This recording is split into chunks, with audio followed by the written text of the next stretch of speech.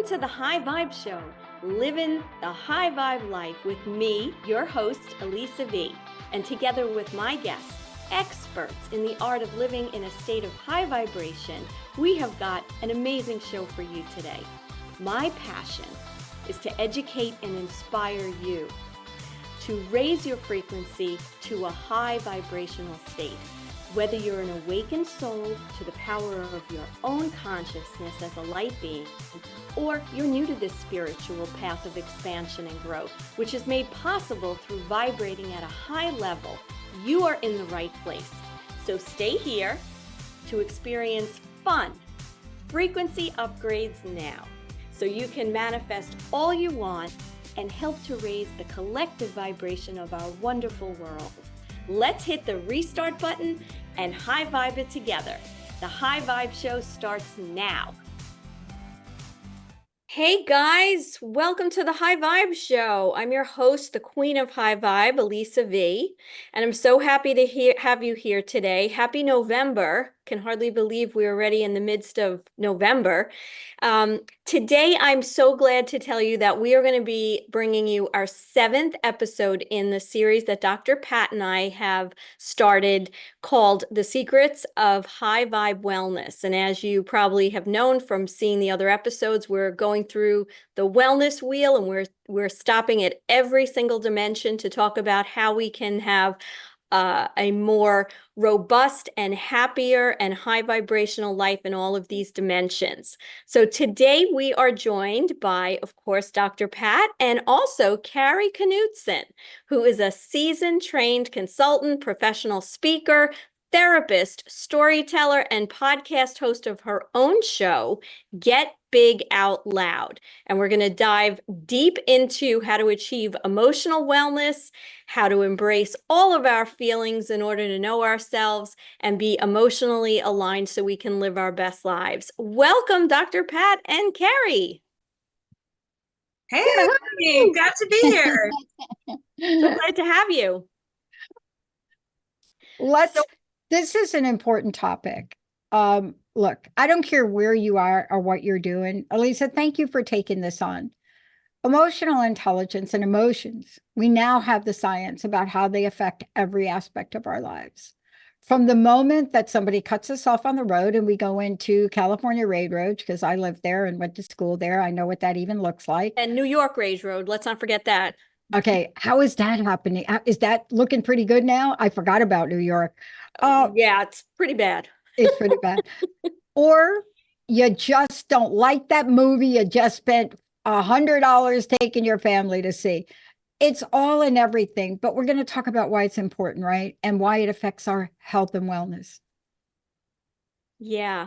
And, I think the other thing to add to what you're saying, it's like so many of us, so many people are so busy, they're so caught up in everything that they don't really take the time to really get to know themselves and get what is actually motivating them, what's behind their reactions, how to become more friendly with the feelings that they have and the emotions that they have, as opposed to, making judgments about how they feel and what emotions are coming up. And that's really what I'm really looking forward to hearing from you, Kari, because I know that you're an expert in all this. And I just want to tell my listeners a little bit more about you in case they haven't caught your show here on Transformation Talk Radio Network. But Kari is an expert in the field of emotional intelligence and human development. She takes psychology off the couch and brings it to the people in her quintessential, engaging, humor-forward programs and impactful coaching sessions. So let's just jump into it. I have my main question here for you, Kari, is what do you find is the biggest or most common issue most people have when it comes to their emotions? I'm so glad. First of all, thanks for inviting me to this show. And I'm so glad you asked that question, because when you talk about emotions, the primary thing is people tend to think like, oh, feelings, like, oh, I don't want to talk about that. Or I want to talk about the feelings that are good and positive and happy, but I want to resist the ones that I consider maybe bad or negative. And so I see a lot of resistance in the feelings department around any way you kind of take it. It's for some people, it's hard to talk about feelings. Maybe we grew up in families where you're just supposed to get over it and move on. Sometimes in a society that says don't worry, be happy, look on the bright side, find the silver lining. If you're not feeling any feelings around that, it can be like lonely and feel like, well, I can't really share what's going on with me. So I see a lot of repressed kind of ideas around how we express our emotions and what emotions we can share and what we can't. And that's again why I started doing this work as a therapist. I kind of say I deal in emotions. That's my currency. So I think it's really important to start talking about them. And that's why I'm so glad you brought it up on your show today. Yeah.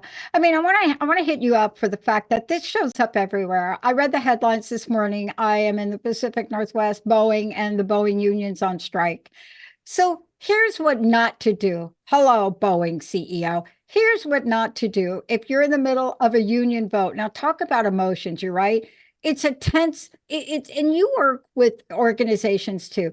It's a, what do you call that? It's like sitting on a keg of dynamite, right? So what you shouldn't do as a CEO is make the headlines where you say, you better approve the vote or else. Now you shouldn't do that.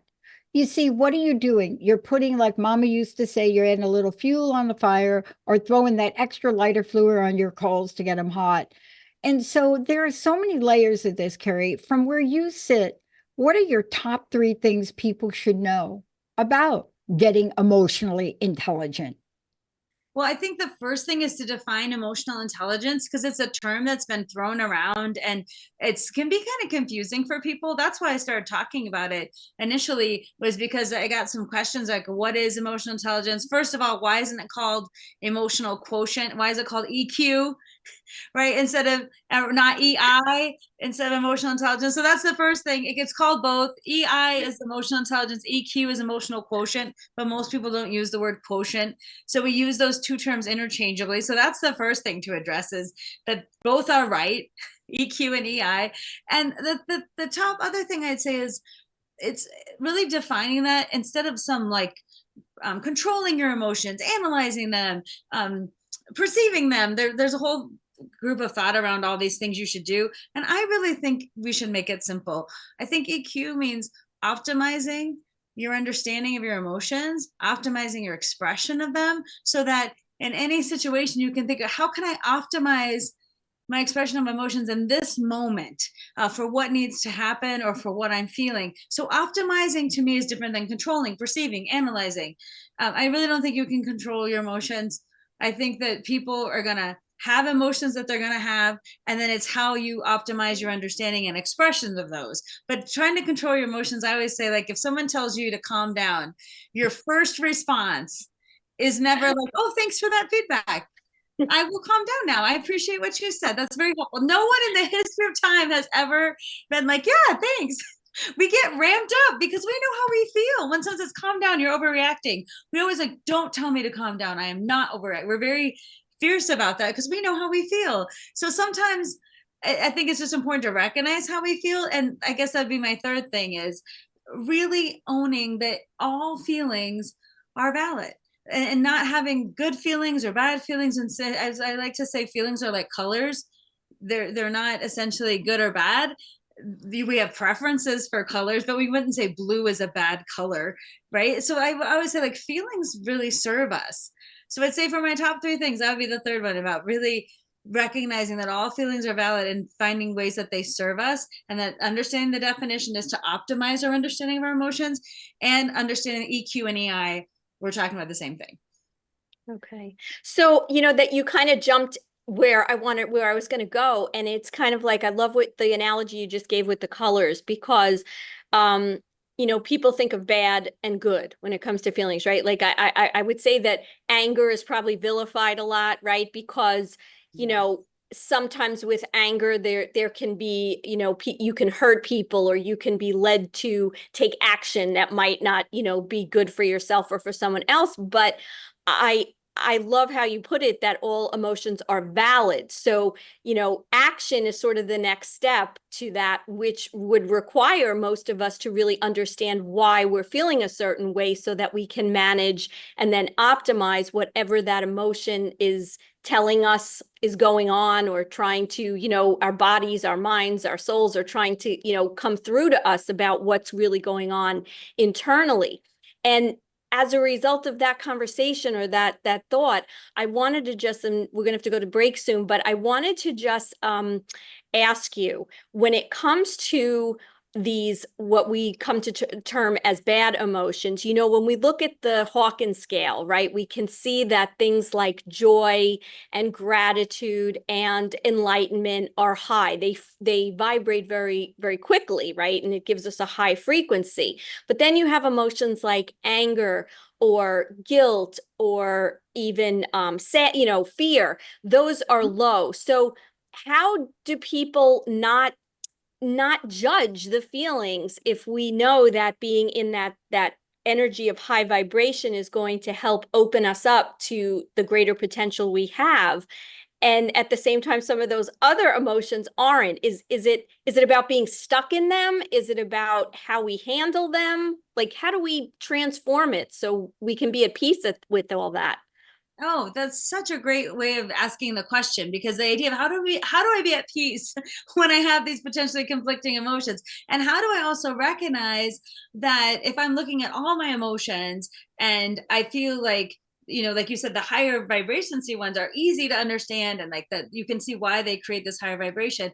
But the ones we tend to think of as negative, you mentioned anger, frustration, overwhelm, fear, it's important to see yourself more. I like to say is like, if I'm a human being, I have an emotional regulatory system. So like if something sad happens and I'm sad, I can be like, oh, look, my emotional regulatory system is working. Like instead of being like denying it or rejecting it, think like, oh, I have empathy, or I'm feeling sad because something sad happened. And even though that's not a emotion that we gravitate towards, it's an emotion that we experience as a human being. So, and instead of denying it, saying like, I'm feeling sad right now, and expressing that helps us move through it. Similarly, if we're angry, and a lot of times we're not supposed to be angry because anger bad is what I think of, like anger bad. What if we said, oh, anger, let me see what's going on and let me reflect. Is anger helping me maybe set a boundary, telling me something isn't right? Helping me move in a different direction, feel like I'm empowered to do something? Can my anger be my energy? So instead of denying that, it allows us to look at all these emotions, and especially the ones we perceive as negative, and we look, instead of like negative, positive, we say, here's a buffet of emotions for me to look for. When I need them, what am I using, and how does my emotional regulatory system working through those? And to me, being fully human and being at a high vibration, like you talk about so beautifully, is all of the feelings get their due time. They're not better or worse. They're all helping us evolve as people, and we see them as useful, and we don't cherry pick which ones we want and what we don't. And we see ourselves as using our emotional regulatory system to our benefit, not in terms of denying it or really rejecting it. So I guess the operative word here is acceptance, right? If we had to kind of sum it up, accepting everything. So we're going to take a quick break. We'll be right back, and we're going to continue here with Dr. Pat, myself, and of course our special guest, Kari Knutson. Yahoo News is calling Impact Health Sharing the disruptor in the $4.6 trillion healthcare system. That's right, full medical freedom. Choice of doctors, clinics, all the medical bills are reduced to fair market value, which is amazing. And the premiums are 30 to 72% cheaper than their competitors. So just call 844-275-1056 and use High Vibe for a free quote. Hello and welcome back to the High Vibe Show. And we have with us Dr. Pat, and we have our special guest, Kari Knutson. And what we're talking about today is having emotional wellness. And Kari, we left off in our last segment, we were talking about how to get to a point of acceptance with our emotions. Can you speak to that a little bit, and a little bit about the difference between accepting our emotions and maybe not, or possibly acting on them?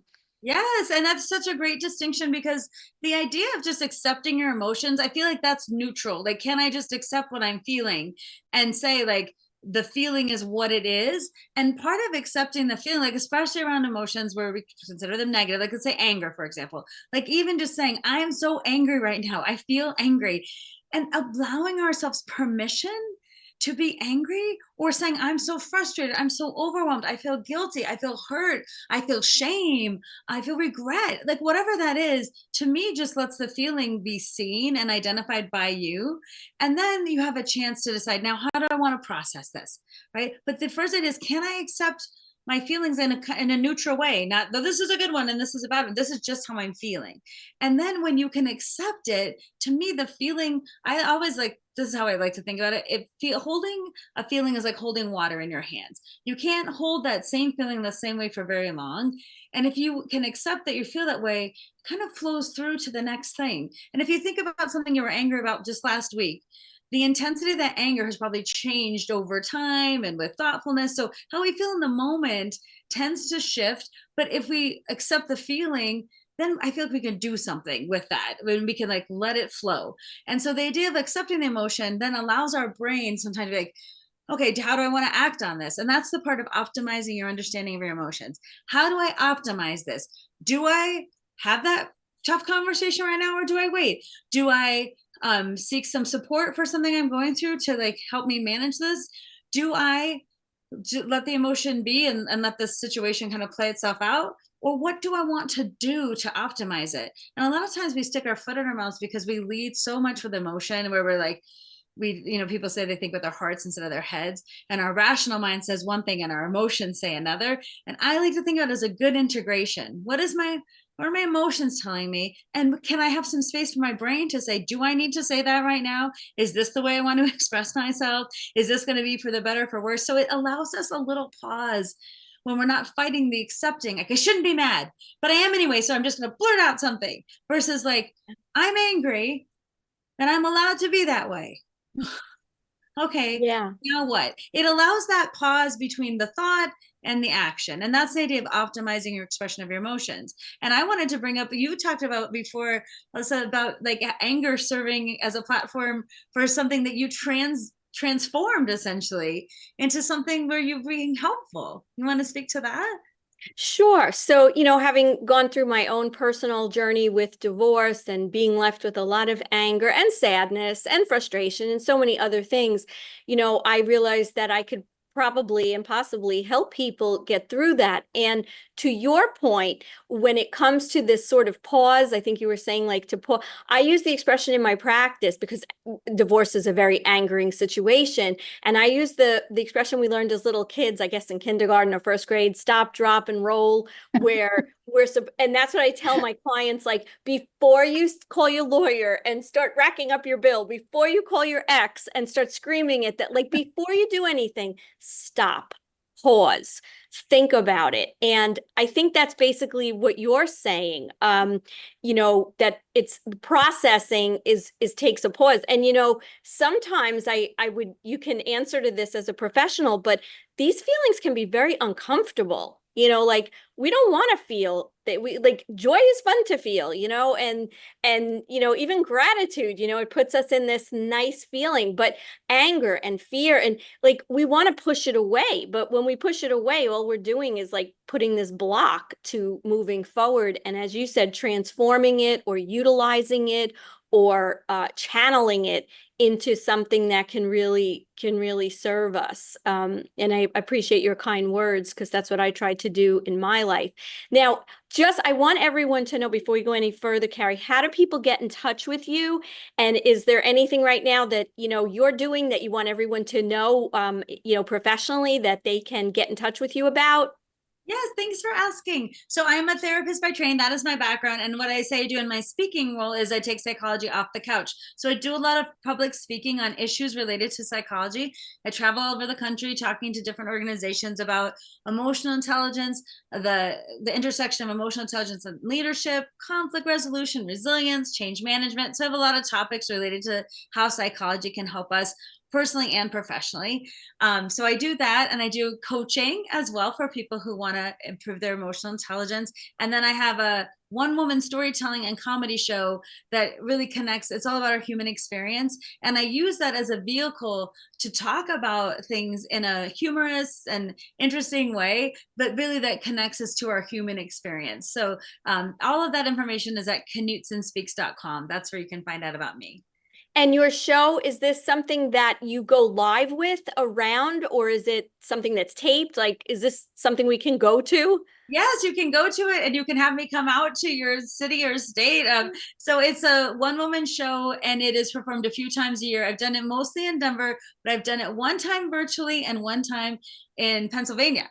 And so it's a comedy, like a storytelling kind of show, and I'm always up for booking and taking it someplace, and it's a fun night out, and it really does connect the humanness of all this, which is kind of what I love too about your show, like our connection, our humanness, our high vibe. Like when we connect with other people, I feel like our frequency always goes up.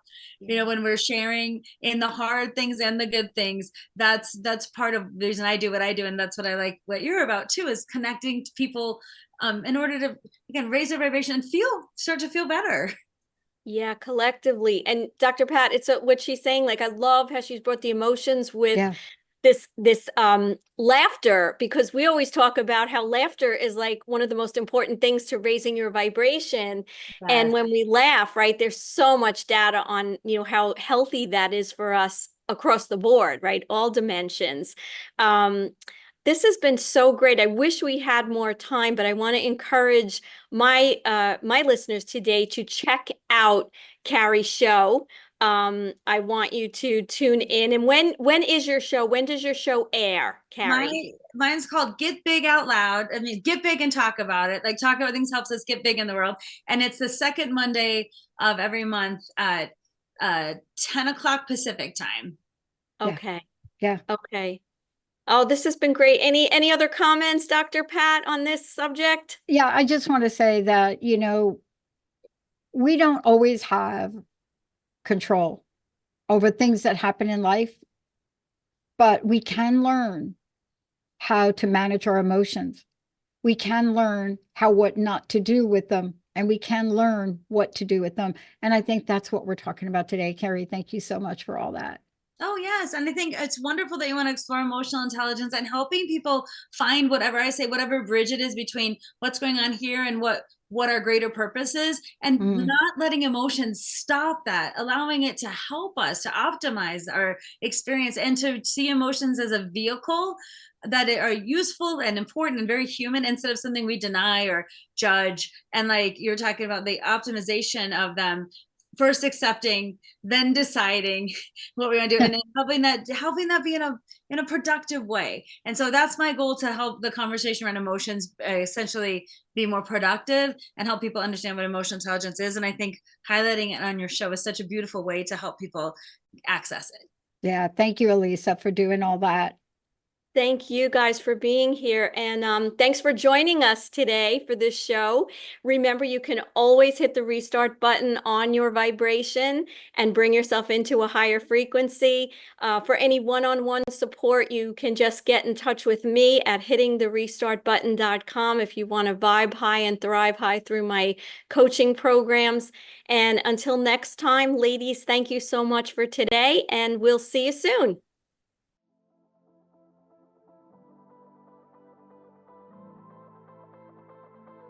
You've been listening to The High Vibe Show, living the high vibe life. I'm your host, Elisa V, the Queen of High Vibe. Join us every first and third Monday of the month at 9:30 Pacific, 12:30 Eastern on Transformation Talk Radio. This is the place to come for you to have loads of fun, frequency upgrades now, and have great guests to hear all about raising your frequency. For more information, visit hittingtherestartbutton.com. See you next time.